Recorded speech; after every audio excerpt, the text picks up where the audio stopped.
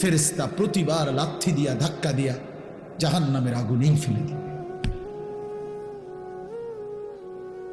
উঈদু ফিহা। কেন নামাজ পড়ো না ভাই আমার ছেলেরা? কেন নামাজ পড়ো না? কেন নামাজ পড়ো না বন্ধু? আল্লাহকে ছেড়ে কারে পাইয়া গেলা? মোবাইলের ওই নারী তোমারে কি দিল? সমবয়সী বন্ধু তোমাকে কি দিল?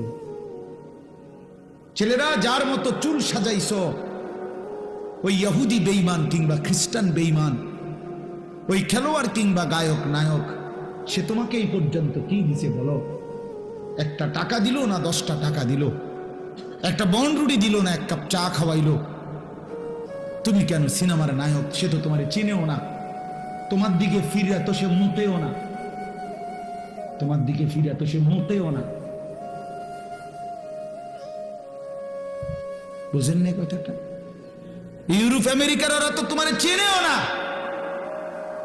তুমি কেন তার মতো নিজেকে সাজাইলা?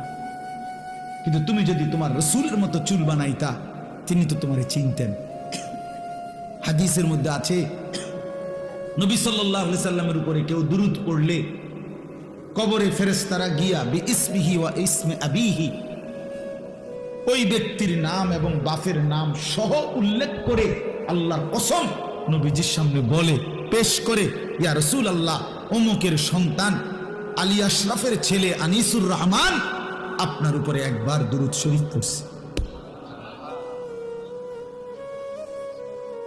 আমার জীবনে তো আমি এরকম অনেক মানুষকে দেখছি, যারা আমি সামনে গেছি হয়তো বলছি, হুজুর আপনার কথা অনেক শুনছি, আমি যদিও আপনারে দেখি নাই কিন্তু আপনার নাম শুনছি অনেক। তো রাসূলুল্লাহ সাল্লাল্লাহু আলাইহি সাল্লামের সামনে আমি যদি হাসরের ময়দানে সুপারিশের জন্য যাই, আমি যদি হাউজে কাউসারের পানির জন্য